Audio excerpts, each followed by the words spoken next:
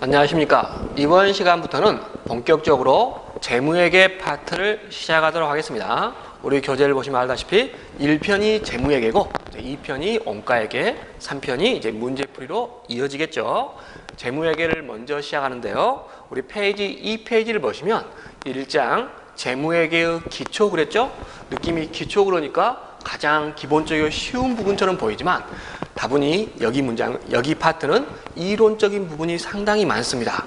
조금 공부하기가 싫은 부분이죠. 즉 재무회계 개념체계 그 안에 회계 공준이라든가 회계 정보 질적 특성 같은 게 있죠. 이런 부분을 우리가 학습을 하게 됩니다. 자, 그렇지만 이 부분에서 시험이 이제 종종 출제되고 있기 때문에 또 우리가 간과할 수 없는 부분이고요. 또 기초적인 부분일지라도 우리 일반 기업회계준과 KIFRS 간의 차이점이 이쪽에서도 집중적으로 벌어집니다. 그래서 그 차이점도 우리가 정리해서 공부를 함으로써 일반 기업회계준이 출제되든 뭐 KIFRS에 의해서 출제되든 자, 부담 없이 시험에 대비할 수 있도록 교재가 만들어졌습니다. 자, 이 페이지 보시면 먼저 재무회계를 시작하며 그랬죠. 한번 참고로 읽어보시고 두 번째 문장을 봐보겠습니다. 자, 우리가 장부를 작성할 때 지켜야 할 법률이 기업회계 기준인데 크게 두 가지로 이원화되어 있다고 했죠. 바로 그런 내용이 나와 있네요. 자, 이에 따라 상장기업과 대규모 금융회사에서는 한국채택국제기준, 편의상 발음하기 힘드니까 KIFRS라고 하겠습니다. 그 KIFRS가 의무 적용, 선택사항이 아니죠.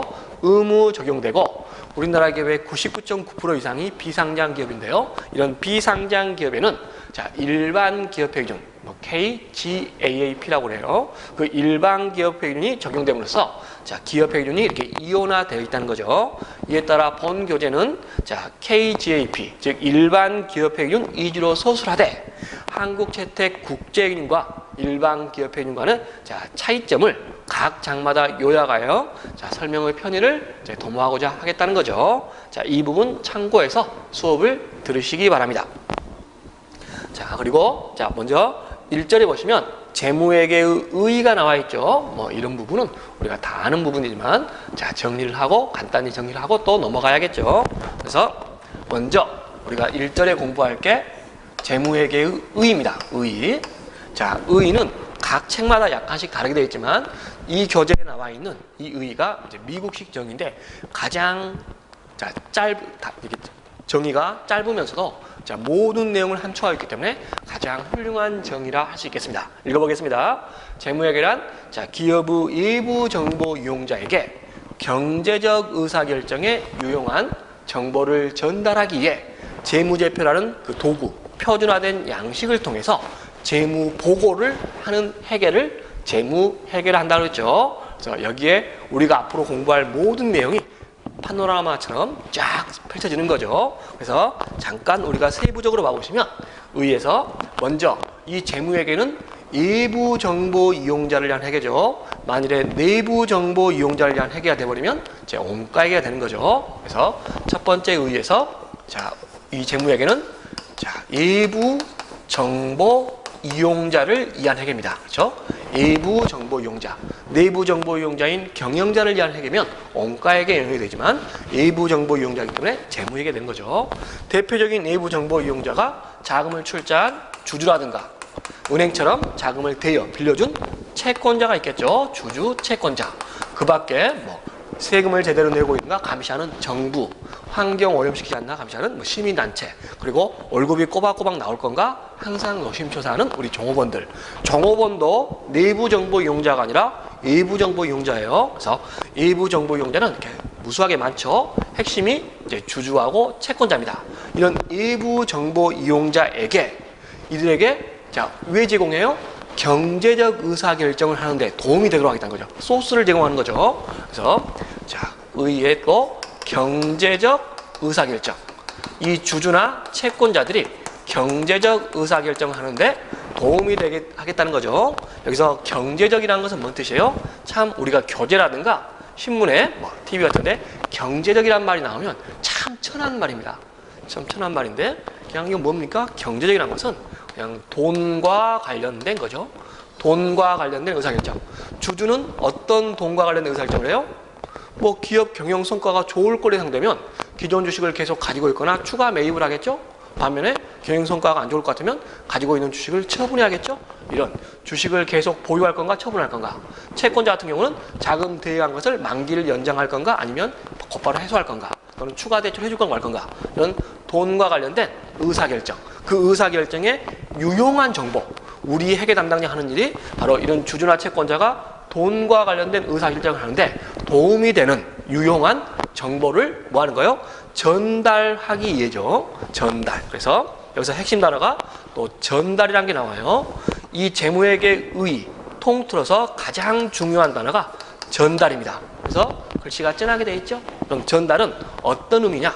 자, 전달은 회계와 부기를 구분하는 기준이 돼요. 우리가 부기란 게 있죠. 부기. 뭐 우리 부기는 시험에 나오진 않지만 원래 부기는 뭔 뜻이에요? 자, 장부기입. 장부의 회사에서 발생한 사건을 장부에 기록한다. 그 장부기입을 부기라고 그래요. 장부기입이 한자인데 이걸 일본 애들이 발음하기가 힘들대요. 혀가 짧잖아요. 그래서 장자하고 입자 떼버리면 이제 장부기입이 뭐가 돼요? 부기가 되는 겁니다. 그래서 원래는 정확한 명칭은 장부기입인데 발음하기 힘드니까 자, 부기라고 그러는 거죠. 그러면 부기와 회계의 차이점 뭐냐?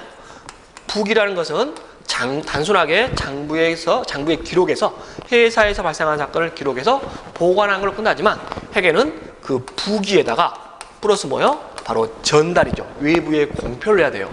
자, 장부 기록으로 끝나는 게 아니라 기록해서 보관하는 게 아니라 보관으로 끝나는 게 아니라 전달 기능이 있죠. 이 전달이라는 것은 무서운 말입니다. 잘못된 정보를 제공하면 거기에 대해서 책임을 져야겠죠. 그래서 부기와 달리 회계는 책임이 따른다는 거죠. 그래서 부기와 회계를 구분하는 기준이 바로 이 전달이라는 개념이죠. 그래서 일부 정보 이용자에게 경제적 의사결정에 유용한 정보를 전달하기 위해, 그럼 전달하려면 뭔가 도구가 필요하죠. 그 도구가 되는 자, 표준화된 양식을 우리는 뭐라고 불러요? 재무제표라고 하고 있죠. 그래서 자, 전달하면 어떤 전달하려면 도구가 필요한데 그 도구, 그 표준화된 양식을 우리는 재무제표라고 그래요. 뭐 영어로 FS라고 합니다. 재무제표를 FS라고 그러는데 이게 뭐 약자인지는 자, 물어보시면 신뢰가 돼요. 자, 재무제표라는 표준한 양식, 그 도구를 통해서 이 재무제표에 어떤 내용을 담아요? 이 재무제표의 어떤 알맹이. 자, 이게 재무제표가 그릇이라면 그 그릇 안에 바구니 안에 뭐 알맹이가 필요하죠? 바로 재무보고라는 내용물을 담는 거죠. 그래서 이걸 다 엮어버리면 재무회계 의의가 됩니다. 기업의 일부 정보 이용자에게 경제적 의사결정에 유용한 정보를 전달하기 위해 재무제표라는 도구를 통해서 재무보고를 하는 회계를 재무회계라고 그러죠. 그래서 우리 교재에 봐보시면 자, 예, 그림이 표가 하나 있죠. 자, 이 표준한 양식 보고수단인 재무제표는 크게 6가지가 있어요. 5가지가 있죠. 자, 5가지가 있는데 5가지 중에 이제 차이가 있다면 우리 일반 기업회계준과 자, 국제기준 간에 약간의 차이가 있어요. 자, 그 부분은 우리가 차차 공부할 건데요. 보시면 재무제표 첫 번째가 뭐가 있어요? 재무상태표라는 게 있죠. 두 번째가 손익계산서. 자, KIFRS에서는 이런 일반 손익계산 대신 포괄 손익계산서를 요구하고 있죠. 그래서 우리 일반 기업회계준은 그냥 손익계산서, 그다음에 한국채택, 국제기준은 포괄 손익계산서를 요구하는데 그 두 개의 차이는 나중에 설명드리겠지만 큰 차이가 없습니다. 그리고 현금 흐름표, 영어로 CF라고 하죠. 캐시플로우, 그다음에 자본 변동표, 주석 이렇게 5가지로 구성되어 있죠. 다시 한번 정리하면 재무제표, 즉 표준화된 양식이죠. 수많은 일부 정보 이용자한테 동일한 소스로 정보 제공해야 되니까 그 표준화된 양식, 그 보고 수단인 재무제표는 5가지로 구성이 되어 있다. 우리 일반 기업회계준도 5가지. 자, 국제기준도 5가지인데 다만 차이가 있다면 손익계산서 부분이죠. 일반 손익계산서인가 포괄 손익계산서인가 그 차이가 있을 뿐이죠. 그리고 자, 표를 보시면 재무상태표라는 자, 재무제표에 어떤 내용을 담고 있어요? 자, 재무상태표는 자, 기업의 일정 시점 후 재무 상태를 보고하죠. 그래서 일정 시점은 하루를 말해요. 주로 대부분의 법인들이 결산일이 자, 12월 31일이죠. 그래서 자, 특별한 말로 쓰면 결산일은 12월 31일로 봐야 되는데요. 즉, 자, 12월 31일 현재 그죠? 12월 30일, 즉 보고기간 말 결산일 현재의 재무 상태를 보고합니다. 이 재무제표는 재무 보고를 하기 위한 수단인데, 자, 첫째, 재무 상태표는 어떤 재무 보고를 한다고요?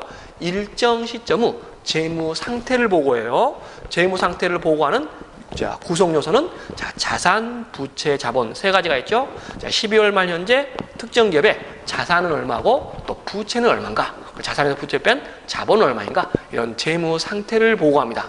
하루를 기준으로 하기 때문에 이 재무 상태표를 자, 정태적 보고서라고 합니다. 다른 말로 고요할 정자 써서 자, 정태적 보고서라고 그러고, 나머지 재무제표는 이제 동태적 보고서, 움직일 동자 써서 동태적 보고서라고 해요. 그래서 두 번째는 이제 손익계산서 또는 포괄 손익계산서죠. 이것은 기업의 일정 시점이 아니라 일정 기간이죠. 그래서 1월 1일부터 12월 30일까지, 즉 하루가 아닌 365일을 가정한 거죠. 그 일정 기간의 경영 성과를 보고합니다. 자, 재무상태표가 기업의 재무상태를 보고한다면 손익계산서는 기업의 경영성과를 보고하는데요. 경영성과를 보고하는 수단은 바로 수익과 비용이죠. 물론 수익에서 비용을 빼면 이제 포괄이익 같은 게 나올 수 있겠죠. 그래서 크게 수익과 비용 두 가지 있다. 그래서 재무상태는 재무상태표가, 경영성과는 손익계산서가 경영상태가 다른 말로 경영성과예요. 자, 이것을 보고하는 게 손익계산서다. 그리고 현금 흐름표는 자, 재무상태표와 손익계산서를 보완하는 성격이 있는데요. 이것은 뭘 표시하냐? 기업의 일정 기간, 그렇죠? 일정 기간의 현금의 증가, 감소, 내역을 보합니다. 여기서 현금이란 것은 우리가 현금 및 현금성 자산이 있죠? 우리 나중에 공부할 건데요. 통화대용증권, 당좌예금, 보통예금, 현금성 자산, 이 다섯 가지로 구성된 게 현금 및 현금성 자산인데 바로 그 현금을 말한 거죠. 다섯 개 합친 거. 그래서 일정 기간은 현금의 증가, 감소 내역을 보고하는데요. 이 현금표가 직접적으로는 시험에 잘 안 나오는데 최근 들어서 시험에 조금 나와요. 이 부분도 보완해서 자, 강의를 준비해놨습니다. 그래서 자, 현금의 증감 내역, 1년 동안의 현금이 뭐 기초현금이 1억인데 기말의 현금이 1억 5천이다. 그러면 1년 동안 현금이 5천만 원 증가했죠? 그럼 5천만 원 증가한 원인이 뭐냐? 그 원인을 세 가지 원천으로 구분합니다. 영업활동에 따른 현금은, 투자활동에 따른 현금은, 재무활동에 따른 현금을 나눠가지고 자, 이걸 구분해서 표시하는 거죠. 그런 양식을 자, 우리 그 양식을 현금 흐름표라고 그래요. 반면에 자본 변동표는 우리 자산에서 부채 뺀 걸 자본이라고 그러고 순자산이라고 그러죠. 자본은 우리 일반 기업 표준은 다섯 가지 구분하죠. 다섯 가지로. 자본금, 자본잉여금, 자본조정, 기타 포괄 손익 누계, 이익여금. 나중에 다 공부할 거예요. 반면에 똑같은 건데, 자, 우리 한국채택국제유류는 납입자본, 기타 자본 요소, 이익여금 이렇게 세 가지로 구분해요. 내용은 똑같습니다. 이것은 나중에 비교해서 설명할 부분이고요. 이런 자본에 대해서 1년 동안의 자본의 증가, 감소 내역을 표시하는 게 이제 자본 변동표에 나가겠습니다. 그래서 기업 일정 기간은 자본 증감 내역을 보고하죠. 현금 증감 내역은 현금흐름표, 자본 증감 내역은 자본 변동표가 반영해요. 그리고 이제 주석이라고 했죠. 특정 계정 과목에 대해서 주일, 주이 이렇게 주석을 단 다음에 자, 보충 별지에서 상세 설명하는 거죠. 비교적 상세 설명하는 게 이 주석의 기능이에요. 그래서 기업의 특정 계정 과목에 대해서 별도로 간결하게 보고한다고 했죠. 자, 말이 간결한 거지 실제로 기업의 주석 내용을 보면 정말 복잡합니다. 그래서 자, 이 주석까지 포함해서 총 자, 5가지를 우리가 재무제표라 칭하고 있다. 그래서 잊지 마세요. 주석도 자, 어디에 포함된다고요? 재무제표에 포함된다. 그리고 시험에서 단골로 나오는 게 바로 이익잉여금 처분계산서인데요. 이익잉여금 처분계산서는 주총결의사항을 기재한 서식인데요. 이 이익잉여금 처분계산서는 현재 재무제표에 포함되지 않습니다. 다만 주석으로만 보고하게 돼 있어요. 그래서 재무제표가 아니라는 것 기억을 하시고 페이지를 넘기겠습니다. 이제 우리가 재무회계 의의를 공부했고, 자, 그 다음 페이지 보시면 3페이지에 우리가 가장 공부하기 싫어하고 힘들어하는 부분입니다. 그러나 이 부분도 종종 시험에 나오니까 우리가 소홀히 할 수는 없는 부분이죠. 바로 재무회계 개념체계입니다. 재무의 개념체계. 이 개념체계 안에서 재무회계의 목적이라든가 또 회계공준이라든가 회계정보 질적 특성이 반영되어 있죠. 이런 내용들을 우리가 정리를 해야겠죠. 정리를 하도록 하겠습니다. 좀 이런 부분은 딱딱하고 재미가 없더라도 제가 설명드린 부분만 공부하시면 돼요. 제가 설명드린 거 그걸 추가하거나 그 이하도 이상도